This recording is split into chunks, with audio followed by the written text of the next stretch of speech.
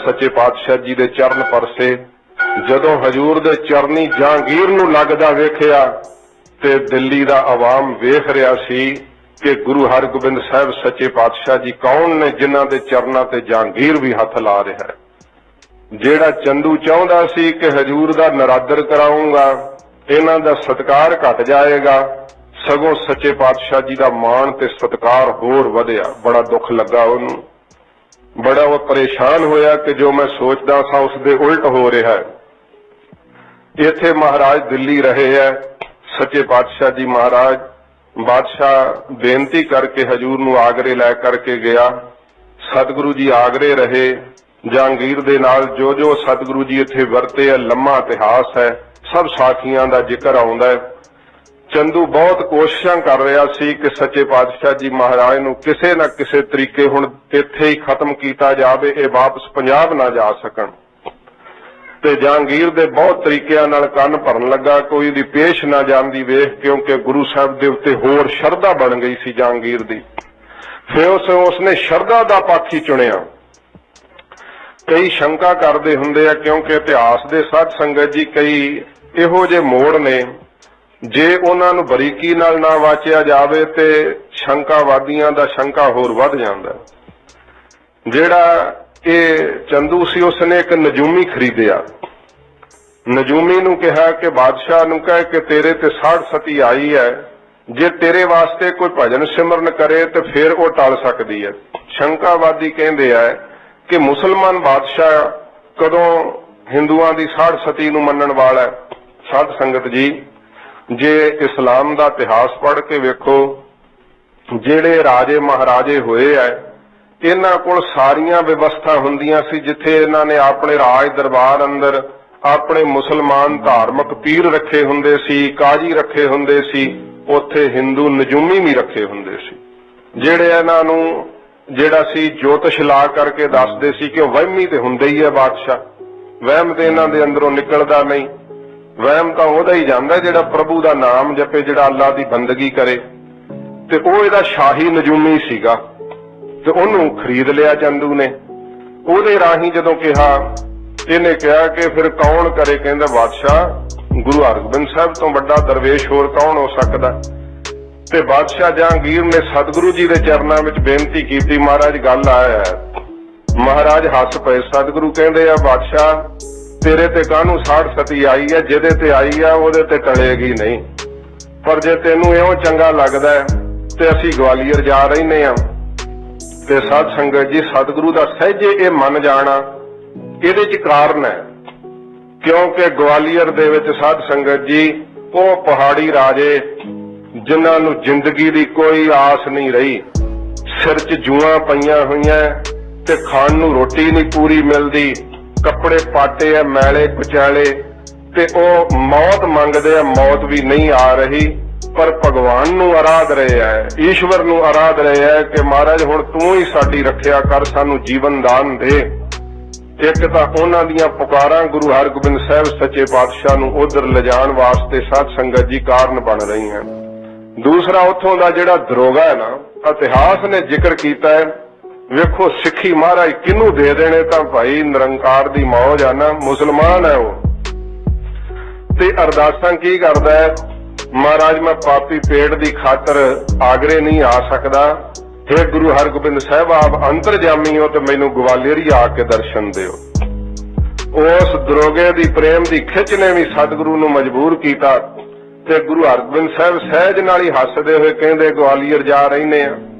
महाराज सच्चे पातशाह जी जदों ये मंजूर कर लिया, हजूर ग्वालियर चले गए।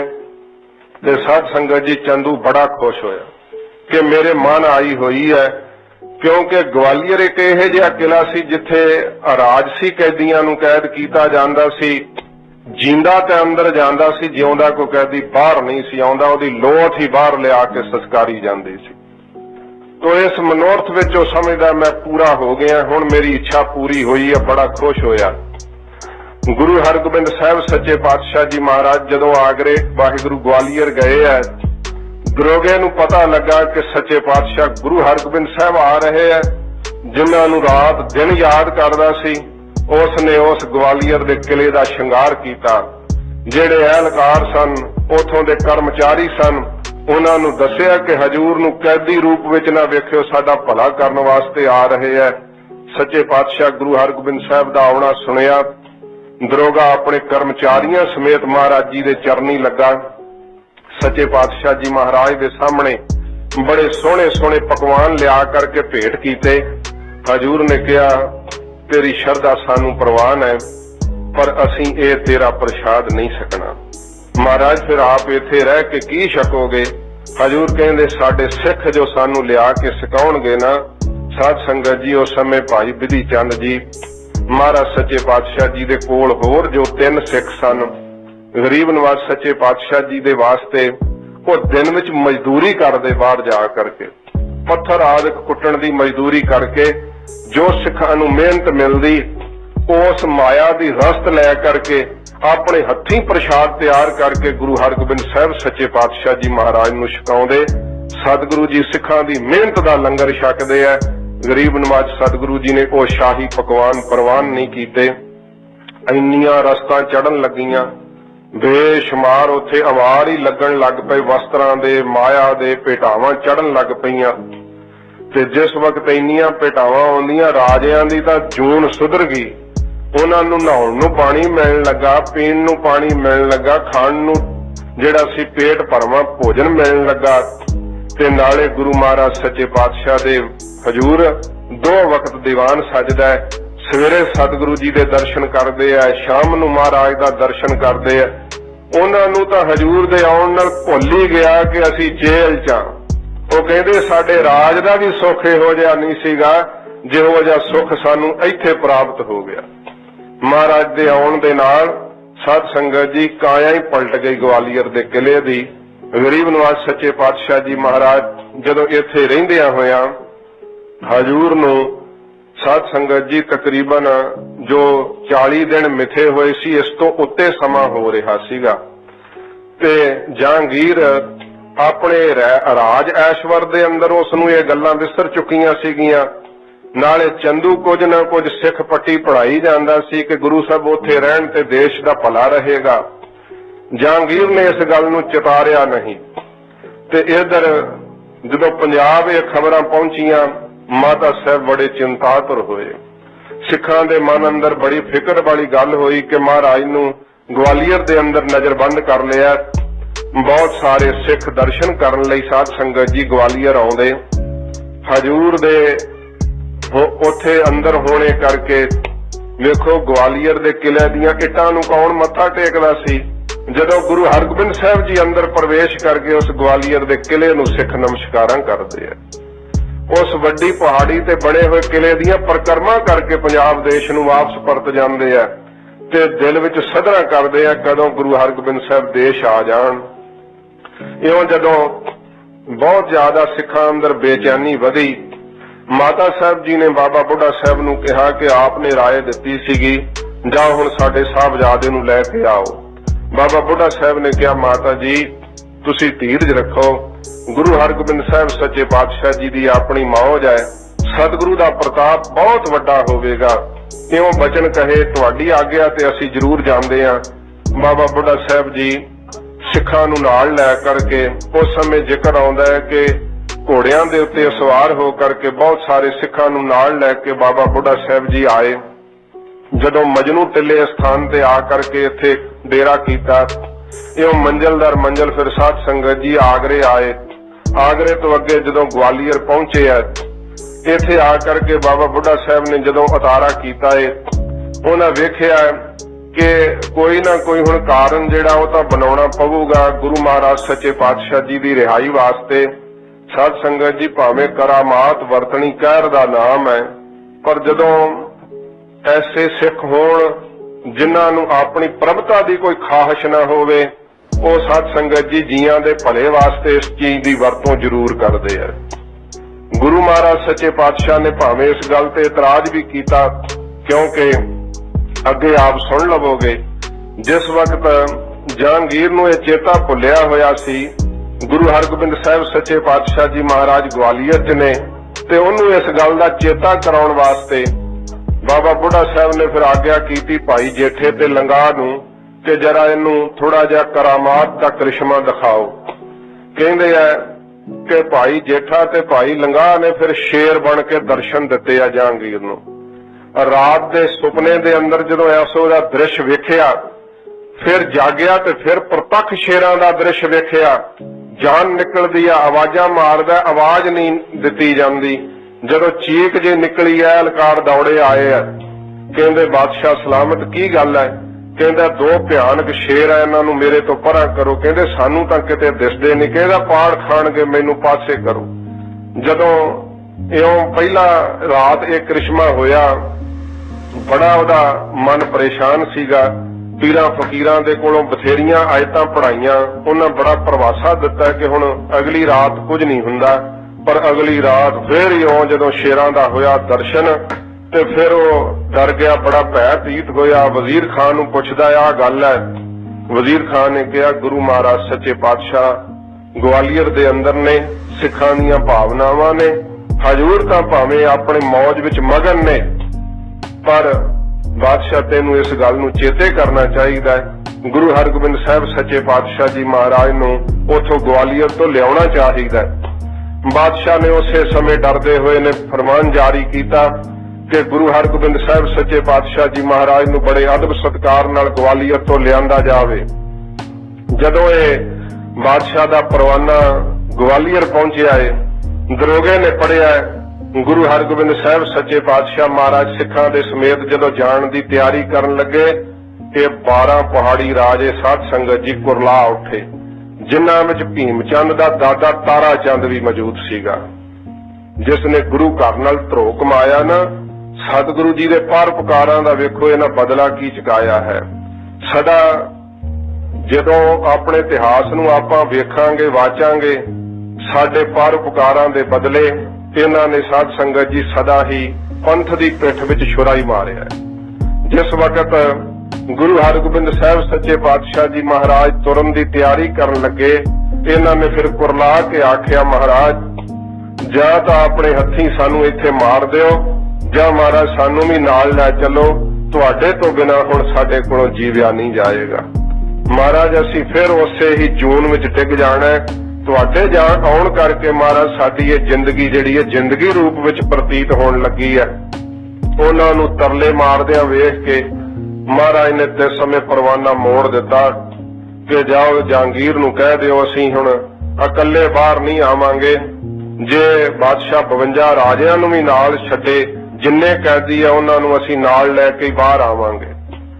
जदों जहांगीर नूं इह खबर मिली, वो बड़ा डरिया होया सीगा।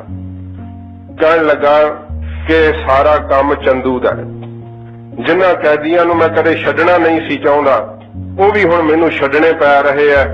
बड़ा खफे होया चंदू दे उत्ते। कहंदा किवें ना किवें होवे गुरु साहिब दा वचन मन्निया जावे। गुरु हरगोबिंद साहिब सच्चे पातशाह जी दे ਇਹ बचन कहण तो जहांगीर ने फिर ਇਹ साध संगत जी भावें के बड़ियां मुहिमां चढ़ा के राजे फड़े सन, क्योंकि जंग हुंदी है, बड़ा भारी नुकसान हुंदा है, तो वो नुकसान की भरपाई करनी बड़ी औखी हुंदी है। बड़ा दुखी होया जहांगीर ते उस समय ने आदेश फिर जारी किया राजनीति दे नाल वजीरां नाल सलाह करके कि की करिए।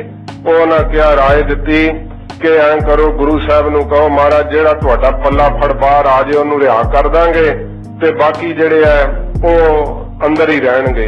सतगुरु जी नूं छड्डना चाहुंदे सी कि कोई 2-4 महाराज दा पल्ला फड़ बाहर आ जूगे। सच्चे पातशाह जी नूं जदों इह परवाना मिलिया, हजूर ने आग्या कीती कि भाई चोला जिहड़ा वो 50 कलियां वाला 52 जिक्र आउंदा है, ओहदा इतिहास विच अगे जिक्र है। 50 कलियां वाला हजूर दा चोला सीप करके आया। सच्चे पातशाह जी ने वो चोला जदों पहिरिया गरीब नवाज ने ते साध संगत जी एक एक राजे ने उस कन्नी नूं पकड़ लिया। जदों 50 ने कन्नियां पकड़ लईआं, 2 रह गए। वो रोण लग पे कि महाराज साडा की बनू, असीं तां इत्थे रह गए। हजूर दे कमर कस्से दे 2 लड़ अगे लमक रहे सी। महाराज सच्चे पातशाह कहंदे भाई तुसीं क्यों रोने, आओ साडा कमर कस्सा अगे लमकदा, कमर कस्सा पकड़ लो।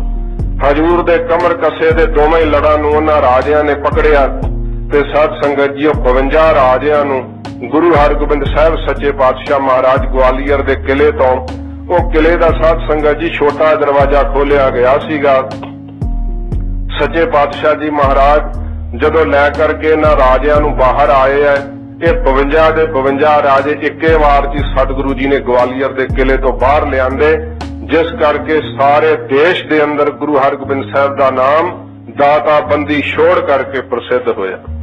ਗਰੀਬ ਨਵਾਜ਼ ਸੱਚੇ ਪਾਤਸ਼ਾਹ ਜੀ ਮਹਾਰਾਜ ਜਦੋਂ ਦਿੱਲੀ ਆਏ, ਸਤਿਗੁਰੂ ਪਾਤਸ਼ਾਹ ਜੀ ਮਹਾਰਾਜ ਦੇ ਕੋਲੋਂ ਮਾਫੀ ਮੰਗੀ ਇਸ ਜਹਾਂਗੀਰ ਨੇ, ਤੇ ਗੁਰੂ ਮਹਾਰਾਜ ਸੱਚੇ ਪਾਤਸ਼ਾਹ ਨੂੰ ਉਸ ਵਕਤ ਇਹ ਬੋਲ ਕਹੇ ਸੀ, ਮਹਾਰਾਜ ਆਪ ਦੇ ਪਿਤਾ ਜੀ ਦੀ ਸ਼ਹਾਦਤ ਦਾ ਕਾਰਨ ਵੀ ਬਾਹਲਾ ਚੰਦੂ ਹੈ, ਭਾਵੇਂ ਇਹ ਵੀ ਸੀਗਾ ਕਿਉਂਕਿ ਇਹਦੀਆਂ ਲਿਖਤਾਂ ਬੋਲਦੀਆਂ। ਜਦੋਂ ਮਹਾਰਾਜ ਨੂੰ ਇਹ ਬਚਨ ਕਹੇ, ਵੇਖੋ ਸਤਿਗੁਰੂ ਕਿੰਨੇ ਨਿਰਭੈ ਹੈ। ਮਹਾਰਾਜ ਕਹਿੰਦੇ ਜਹਾਂਗੀਰ ਜੇ ਮਾਫੀ ਮੰਗਦਾ ਇੱਥੇ ਤਾਂ ਬਖਸ਼ਦੇ ਆ, ਪਰ ਪਰਲੋਕ 'ਚ ਨਹੀਂ ਬਖਸ਼ਾਂਗੇ। ਇਹ ਮਹਾਰਾਜ ਨੇ ਬਚਨ ਕਹੇ ਸੀ ਜਹਾਂਗੀਰ ਨੂੰ। ਸਤਿਗੁਰੂ ਕਹਿੰਦੇ ਚੰਦੂ ਸਾਡਾ ਜਿਹੜਾ ਅਪਰਾਧੀ ਆ ਉਹਨੂੰ ਸਾਡੇ ਹਵਾਲੇ ਕਰ। ਉਹ ਕਹਿੰਦਾ ਮਹਾਰਾਜ ਜਿਵੇਂ ਮਰਜ਼ੀ ਕਰ ਲਓ। ਆਦੇਸ਼ ਦਿੱਤਾ। ਜਦੋਂ ਪਹਿਲਾਂ ਆਗਿਆ ਕੀਤੀ, ਸਤਿਗੁਰੂ ਜੀ ਨੇ ਬਚਨ ਕਿਹਾ ਕਿ ਸਾਡੇ ਪਿਤਾ ਜੀ ਹੱਥਾਂ ਵਿੱਚ ਆਪਣੇ ਕਰ ਕਮਲਾਂ ਵਿੱਚ ਸੋਨੇ ਦਾ ਸਿਮਰਨਾ ਰੱਖਿਆ ਕਰਦੇ ਸੀ, ਤੇ ਉਹ ਤੇਰੇ ਦੀਵਾਨ ਚੰਦੂ ਕੋਲ ਹੈ, ਸਾਡੇ ਪਿਤਾ ਜੀ ਦਾ ਸਿਮਰਨਾ ਮੰਗਾ ਕੇ ਦੇ। ਜਦੋਂ ਕਹਿੰਦੇ ਚੰਦੂ ਨੂੰ ਪਤਾ ਲੱਗਾ ਉਹ ਸਿਮਰਨਾ ਉਹਦੇ ਘਰ ਵਿੱਚੋਂ ਉਹਨੂੰ ਮਿਲਿਆ ਨਹੀਂ। ਇਸ ਪ੍ਰਕਾਰ ਇਤਿਹਾਸ ਵਿੱਚ ਜ਼ਿਕਰ ਆਉਂਦਾ, ਕੁਝ ਮਣਕੇ ਪ੍ਰਾਪਤ ਹੋਏ ਸੀ। ਗੁਰੂ ਮਹਾਰਾਜ ਸੱਚੇ ਪਾਤਸ਼ਾਹ ਜੀ ਦੇ ਸਾਹਮਣੇ ਜਦੋਂ ਚੰਦੂ ਨੂੰ ਲਿਆ ਕਰਕੇ ਹਾਜ਼ਰ ਕੀਤਾ, ਚੰਦੂ ਸਾਰਾ ਕੁਝ ਜਾਣ ਚੁੱਕਾ ਸੀ ਕਿ ਇਸ ਸਮੇਂ ਮੇਰੀ ਉਹ ਤਾਕਤ ਨਹੀਂ ਰਹੀ। ਜਿਹੜਾ ਤੁਰਦਾ ਸੀ ਤੇ ਜਿਹਦੇ ਪਿੱਛੇ 100 ਬੰਦਾ ਤੁਰਿਆ ਕਰਦਾ ਸੀ, ਜਿਹਦੇ ਨਾਲ ਗੱਲ ਕਰਨੀ ਗਰੀਬ ਬੰਦੇ ਦੇ ਵੱਸ ਦੀ ਗੱਲ ਨਹੀਂ ਸੀ। ਜਦੋਂ ਭਾਈ ਪੁਰਾਣੇ ਨੇ ਵੇਖਿਆ, ਗਿਰੀ ਚੰਦ ਜੀ ਨੇ ਇਸ਼ਾਰਾ ਕੀਤਾ ਤੇ ਭਾਈ ਪੁਰਾਣੇ ਨੇ ਗਿੱਚੀ ਵਿੱਚ ਇੰਨੇ ਜ਼ੋਰ ਦੀ ਮੁੱਕਾ ਮਾਰਿਆ, ਇਹਦੀ ਪੱਗ ਲੱਥ ਕੇ ਉਹ ਡਿੱਗ ਗਈ। ਇਸ ਦੀ ਪੱਗ ਨਾਲ ਹੀ ਇਹਦੀਆਂ ਮੁਸ਼ਕਾਂ ਬੰਨ ਲਈਆਂ ਤੇ ਇੱਕ ਬਾਹ ਨਾਲ ਪਿੱਛੇ ਬਾਹਾਂ ਬੰਨ ਕੇ ਪਕੜਿਆ ਹੋਇਆ ਭਾਈ ਪੁਰਾਣੇ ਨੇ। ਤੇ ਦਿੱਲੀ ਦੇ ਸਿੱਖ ਜਿਹੜੇ ਵੇਖ ਰਹੇ ਸੀ ਆਵਾਜ਼ ਦੇ ਕੇ ਕਿਹਾ, ਸਿੱਖੋ ਜਿਹਨੇ ਗੁਰੂ ਨਾਨਕ ਸਾਹਿਬ ਦੀ ਖੁਸ਼ੀ ਲੈਣੀ ਆਓ ਜੁੱਤੀਆਂ ਦੀ ਮਾਰ ਕਰੋ ਇਹਦੇ ਸਿਰ ਤੇ। ਇੰਨੀਆਂ ਜੁੱਤੀਆਂ ਵੱਜੀਆਂ, ਚੀਕਾਂ ਮਾਰਨ ਲੱਗਾ। ਤੇ ਸਾਧ ਸੰਗਤ ਜੀ ਮਹਾਰਾਜ ਦੀਆਂ ਚੀਕਾਂ ਸੁਣ ਕੇ ਨਾ ਕੁਝ ਦਇਆ ਦੇ ਸ਼ਿਕਨ ਮਹਾਰਾਜ ਦੇ ਚਿਹਰੇ ਤੇ ਬਣੇ। ਵਿਧੀ ਚੰਦ ਜੀ ਕਿਉਂਕਿ ਕੋਲ ਰਹਿੰਦੇ ਸਿੱਖਾਂ ਨੂੰ ਪਤਾ ਲੱਗ ਹੀ ਜਾਂਦਾ ਹੈ। ਸਿੱਖਾਂ ਵਿਧੀ ਚੰਦ ਜੀ ਨੇ ਵੇਖ ਲਿਆ ਕਿ ਮਹਾਰਾਜ ਕਿਤੇ ਇਹਨੂੰ ਛਡਾ ਹੀ ਨਾ ਦੇਣ, ਤੇ ਉਹਨਾਂ ਤੇ ਹਜੂਰ ਦੀ ਸ਼ਹਾਦਤ ਆਪਣੀਆਂ ਅੱਖਾਂ ਨਾਲ ਵੇਖੀ ਸੀ। ਵਿਧੀ ਚੰਦ ਜੀ ਨੇ ਭਾਈ ਪੁਰਾਣੇ ਨੂੰ ਇਸ਼ਾਰਾ ਕੀਤਾ ਕਿ ਹਜੂਰ ਦੇ ਸਾਹਮਣੇ ਉਹਨੂੰ ਹੁਣ ਪਾਸੇ ਲੈ ਜਾ, ਸਤਿਗੁਰੂ ਜੀ ਕਿਤੇ ਛਡਾ ਨਾ ਦੇਣ। ਦਿੱਲੀ ਦੇ ਬਾਜ਼ਾਰਾਂ 'ਚ ਫੇਰਿਆ, ਮਜਨੂ ਟਿੱਲੇ ਲਾਗੇ ਹਜੂਰ ਦਾ ਉਤਾਰਾ ਸੀ, ਉੱਥੇ ਕੁੱਤਿਆਂ 'ਚ ਲਿਆ ਕੇ ਬੰਨਿਆ, ਉੱਥੇ ਰੋਟੀ ਪਾਉਂਦੇ ਰਹੇ। ਅਗਲੇ ਦਿਨ ਭਾਵੇਂ ਜਹਾਂਗੀਰ ਇਹਦੀ ਘਰਵਾਲੀ ਨੂੰ ਤੇ ਇਹਦੇ ਪੁੱਤਰ ਕਰਮਚੰਦ ਨੂੰ ਵੀ ਪਕੜ ਕੇ ਲਿਆਇਆ, ਮਹਾਰਾਜ ਇਹਨੂੰ ਵੀ ਸਜ਼ਾ ਦਿਓ। ਹਜੂਰ ਕਹਿੰਦੇ ਸਾਡੇ ਅਪਰਾਧੀ ਨਹੀਂ ਜਹਾਂਗੀਰ, ਇਹਨਾਂ ਨੂੰ ਅਸੀਂ ਸਜ਼ਾ ਨਹੀਂ ਦੇਵਾਂਗੇ। ਮਹਾਰਾਜ ਕੁੱਤਿਆਂ 'ਚ ਬੰਨ ਕੇ ਇਹਨੂੰ ਸਾਧ ਸੰਗਤ ਜੀ ਫਿਰ ਲੈ ਕਰਕੇ ਆਏ। ਜਦੋਂ ਹਜੂਰ ਅੰਮ੍ਰਿਤਸਰ ਸਾਹਿਬ ਪ੍ਰਵੇਸ਼ ਕੀਤੇ, ਉਸ ਜਨ ਸਾਧ ਸੰਗਤ ਜੀ ਇੱਕ ਕੁਦਰਤੀ ਦੀਵਾਲੀ ਸੀਗੀ।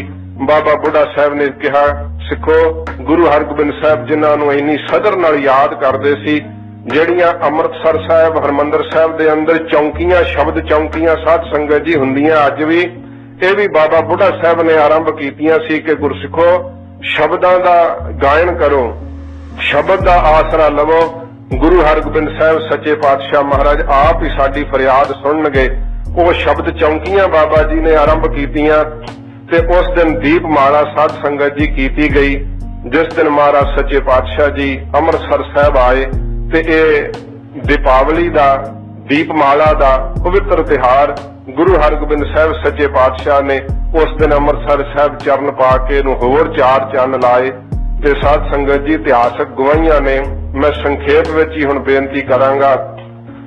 ਆਦਿ ਕਾਲ ਤੋਂ ਖਾਲਸਾ ਦਰਬਾਰ ਸਾਹਿਬ ਦੇ ਅੰਦਰ ਫਿਰ ਦੀਵਾਲੀ ਦਾ ਪੁਰਬ ਮਨਾਉਂਦਾ ਰਿਹਾ।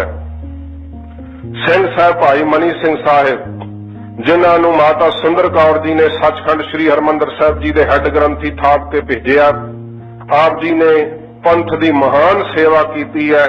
ਉਹਨਾਂ ਦੇ ਹੱਥ ਲਿਖਤ ਗ੍ਰੰਥ ਸਾਧ ਸੰਗਤ ਜੀ ਜੋ ਭਾਈ ਮਨੀ ਸਿੰਘ ਸਾਹਿਬ ਨੇ ਪੰਥ ਨੂੰ ਦੇਣ ਦਿੱਤੀ ਹੈ, ਉਹ ਬੜੀ ਅਦੁੱਤੀ ਹੈ। ਸੱਚੇ ਪਾਤਸ਼ਾਹ ਜੀ ਮਹਾਰਾਜ ਦੇ ਹਜ਼ੂਰੀ ਦੇ ਸਿੰਘ, ਜਿਨ੍ਹਾਂ ਨੂੰ ਵਿਸ਼ੇਸ਼ ਜ਼ਿੰਮੇਵਾਰੀਆਂ ਗੁਰੂ ਕਲਗੀਧਰ ਪਾਤਸ਼ਾਹ ਜੀ ਮਹਾਰਾਜ ਨੇ ਸੌਂਪੀਆਂ ਸੀ, ਜਦੋਂ ਸ਼੍ਰੀ ਅਨੰਦਪੁਰ ਸਾਹਿਬ ਵੀ ਛੱਡਣ ਲੱਗੇ ਸੀ ਤੇ ਭਾਈ ਮਨੀ ਸਿੰਘ ਸਾਹਿਬ ਦੀ ਜ਼ਿੰਮੇਵਾਰੀ ਲਾਈ ਸੀ। 12 ਸਾਲ ਦੀ ਆਜੂ ਗੁਰੂ ਤੇਗ ਬਹਾਦਰ ਸਾਹਿਬ ਦੀ ਸ਼ਰਨ ਵਿੱਚ ਭਾਈ ਮਨੀ ਸਿੰਘ ਸਾਹਿਬ ਜੀ ਆ ਗਏ ਸੀ। ਤੇ ਸਾਧ ਸੰਗਤ ਜੀ ਉਮਰ ਕਰਕੇ ਸਿਆਣੇ ਸਨ। ਜਦੋਂ ਮਾਤਾ ਸਾਹਿਬ ਜੀ ਨੂੰ ਲੈ ਕਰਕੇ ਆਪ ਦਿੱਲੀ ਗਏ ਹੈ, ਹਜੂਰ ਨੇ ਆਪ ਜੀ ਦੇ ਕੋਲੋਂ ਬਾਣੀ ਦੇ ਲਿਖਣ ਦੀ ਮਹਾਨ ਸੇਵਾ ਲਈ ਹੈ। ਬੜੀਆਂ ਵੱਡੀਆਂ ਸੇਵਾਵਾਂ ਭਾਈ ਮਨੀ ਸਿੰਘ ਸਾਹਿਬ ਜੀ ਨੇ ਕੀਤੀਆਂ। ਗੁਰਬਾਣੀ ਦੇ ਗੁਟਕੇ ਸਾਹਿਬ, ਪੋਥੀਆਂ ਸਾਹਿਬ ਸਿੱਖ ਸੰਗਤਾਂ ਦੀ ਸਹੂਲਤ ਵਾਸਤੇ ਤਿਆਰ ਕੀਤੇ। ਉੱਚ ਕੋਟੀ ਦੇ ਜਿੱਥੇ ਵਿਦਵਾਨ ਸਨ, ਸਬਰ ਤੇ ਸੰਤੋਖ ਦੀ ਮੂਰਤ ਭਾਈ ਮਨੀ ਸਿੰਘ ਸਾਹਿਬ ਨੇ ਇਹ ਗੁਰਮਤਾ ਕੀਤਾ, ਕਿਉਂਕਿ ਮੁਗਲਿਆ ਹਕੂਮਤ ਵੱਲੋਂ ਜੋੜ ਮੇਲਾ ਜਿਹੜਾ ਸੀ ਨਹੀਂ ਸੀ ਮਨਾਉਣ ਦਿੱਤਾ ਜਾਂਦਾ। ਤੇ ਭਾਈ ਸਾਹਿਬ ਜੀ ਨੇ ਤੇ ਸਮੇਂ ਇਹ ਖਿਆਲ ਕੀਤਾ ਕਿ ਜੇ ਮੁਗਲ ਹਕੂਮਤ ਜੋੜ ਮੇਲਾ ਮਨਾਉਣ ਦੇਵੇ ਤੇ ਆਪਾਂ ਜਿੰਨੇ ਹਕੂਮਤ ਟੈਕਸ ਵਜੋਂ ਮਾਇਆ ਕਵੇ ਉਹ ਭਰ ਦੇਵਾਂਗੇ। ਬੜਾ ਸਮਾਂ ਹੋ ਗਿਆ, ਖਾਲਸਾ ਜੀ ਦੀ ਇਕੱਤਰਤਾ ਨਹੀਂ ਹੋਈ। ਨਾਲੇ ਸਾਰੇ ਸਿੰਘ ਜਿਹੜੇ ਆ ਹਰਮੰਦਰ ਪਾਵਨ ਸਰੋਵਰ ਦੇ ਵਿੱਚ ਇਸ਼ਨਾਨ ਵੀ ਕਰਨਗੇ ਤੇ ਖਾਲਸੇ ਪੰਥ ਦੀ ਇਕੱਤਰਤਾ ਹੋਵੇਗੀ। ਆਉਣ ਵਾਲੇ ਸਮੇਂ ਨੂੰ ਕਿਵੇਂ ਚੱਲਣਾ ਪੰਥ ਨੇ, ਉਹ ਵਿਚਾਰਾਂ ਉਲੀਕੀਆਂ ਜਾਣਗੀਆਂ। ਤੇ ਭਾਈ ਸਾਹਿਬ ਜੀ ਨੇ ਜਦੋਂ ਹਕੂਮਤ ਨਾਲ ਗੱਲਬਾਤ ਕੀਤੀ, ਉਹਨਾਂ ਕਿਹਾ ਕਿ 5000 ਟੈਕਸ ਭਰਦੇ ਹੋ ਤੇ ਤੁਸੀਂ ਆਪ ਦਾ ਪੁਰਬ ਮਨਾ ਲਓ। ਭਾਈ ਸਾਹਿਬ ਨੇ ਚਿੱਠੀਆਂ ਲਿਖ ਦਿੱਤੀਆਂ। ਪੰਥ ਨੂੰ ਜਦੋਂ ਇਹ ਸੁਨੇਹੇ ਮਿਲੇ, ਭਾਈ ਸਾਹਿਬ ਦਾ ਪੰਥ ਵਿੱਚ ਬਹੁਤ ਅਦਬ ਤੇ ਸਤਿਕਾਰ ਸੀ। ਸਭ ਨੇ ਸੀਸ ਤੇ ਹੁਕਮ ਮੰਨਿਆ ਤੇ ਹਰਮੰਦਰ ਸਾਹਿਬ ਵੱਲ ਨੂੰ ਜੰਗਲਾਂ ਦੇ ਵਿੱਚੋਂ ਦਲਾਂ ਪੰਥਾਂ ਨੇ ਸਾਧ ਸੰਗਤ ਜੀ ਇਧਰ ਨੂੰ ਵਹੀਰਾਂ ਘੱਤ ਦਿੱਤੀਆਂ। ਤੇ ਜਦੋਂ ਦੀਪਮਾਲਾ ਦਾ ਪੁਰਬ ਮਨਾਉਣਾ ਸੀ, 1-2 ਦਿਨ ਪਹਿਲਾਂ ਹੀ ਹਕੂਮਤ ਨੇ ਅੰਮ੍ਰਿਤਸਰ ਸਾਹਿਬ ਨੂੰ ਘੇਰਾ ਪਾਉਣਾ ਸ਼ੁਰੂ ਕਰ ਦਿੱਤਾ। ਜਦੋਂ ਘੇਰਾ ਪਾਉਣ ਲੱਗ ਪਏ ਤੇ ਭਾਈ ਸਾਹਿਬ ਜੀ ਨੇ ਜਿਹੜੀ ਸੀ ਇਹ ਹਕੂਮਤ ਦੀ ਨੀਤ ਨੂੰ ਜਾਣ ਲਿਆ, ਕਿਉਂਕਿ ਉਹ ਚਾਹੁੰਦੇ ਸਨ ਕਿ ਸਿੱਖ ਵੱਖਰੇ ਵੱਖਰੇ ਜੰਗਲਾਂ 'ਚ ਲੱਭ ਕੇ ਮਾਰਨੇ ਔਖੇ ਐ। ਇੱਥੇ ਇਹਨਾਂ ਨੇ ਇਕੱਠੇ ਹੋਏ ਹੋਣਾ ਤੇ ਇਹਨਾਂ ਨੂੰ ਇਕੱਠੇ ਹੀ ਇੱਥੇ ਮਾਰ ਦਿਓ, ਇਹਨਾਂ ਦੀ ਨਸਲਕੁਸ਼ੀ ਕਰ ਦਿਓ। ਹਕੂਮਤਾਂ ਇਹੀ ਸੋਚਦੀਆਂ, ਬੜੀ ਵਾਰੀ ਇਹੀ ਚਾਰਾ ਕੀਤਾ ਹੈ। ਤੇ ਜਦੋਂ ਪਹਿਲਾਂ ਹੀ ਫੌਜ ਲਾਤੀ, ਜਿਹੜੀ ਆਮ ਸੰਗਤ ਨੇ ਨਮਸਕਾਰ ਕਰਨ ਵਾਸਤੇ ਹਰਮੰਦਰ ਸਾਹਿਬ ਆਉਣਾ ਸੀ, ਡਰਦੇ ਕੋਈ ਵੀ ਨਾ ਆਇਆ ਕਿ ਪਤਾ ਨਹੀਂ ਅੰਦਰ ਪਕੜ ਕੇ ਕੀ ਕਰਨਗੇ। ਘੇਰੇ 'ਚ ਲੈ ਲਿਆ ਸਾਰਾ ਅੰਮ੍ਰਿਤਸਰ ਸਾਹਿਬ। ਭਾਈ ਸਾਹਿਬ ਜੀ ਨੇ ਤੇ ਸਮੇਂ ਦੁਬਾਰਾ ਚਿੱਠੀਆਂ ਕੱਢੀਆਂ, ਖਾਲਸਾ ਜੀ ਹਕੂਮਤ ਦੀ ਨੀਅਤ ਠੀਕ ਨਹੀਂ ਹੈ, ਆਪ ਕਿਰਪਾ ਕਰਕੇ ਵਾਪਸ ਪਰਤ ਜਾਓ, ਇਸ ਵਾਰ ਮੇਲਾ ਨਹੀਂ ਲਾਇਆ ਜਾਵੇਗਾ। ਭਾਈ ਸਾਹਿਬ ਦੇ ਸੁਨੇਹੇ ਮਿਲਣ ਕਰਕੇ ਖਾਲਸਾ ਵੀ ਪਰਤ ਗਿਆ ਵਾਪਸੀ। ਜਿੱਥੇ ਜਿੱਥੇ ਸਿੰਘਾਂ ਨੂੰ ਸੁਨੇਹੇ ਮਿਲੇ ਤੇ ਫਿਰ ਜਦੋਂ ਜੋੜ ਮੇਲਾ ਨਹੀਂ ਲਾਉਣ ਦਿੱਤਾ ਤੇ 5000 ਰੁਪਇਆ ਕਾਹਦਾ ਦੇਣਾ ਸੀ।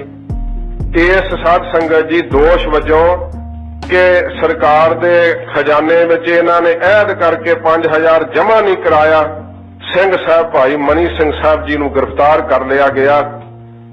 ਸਰੀਰ ਬਿਰਧ ਹੈ, ਚਿੱਟਾ ਦੁੱਧ ਦਾੜਾ ਹੈ, ਮਸਤਕ ਦੇ ਉੱਤੇ ਨੂਰ ਦਗਦਾ ਹੈ।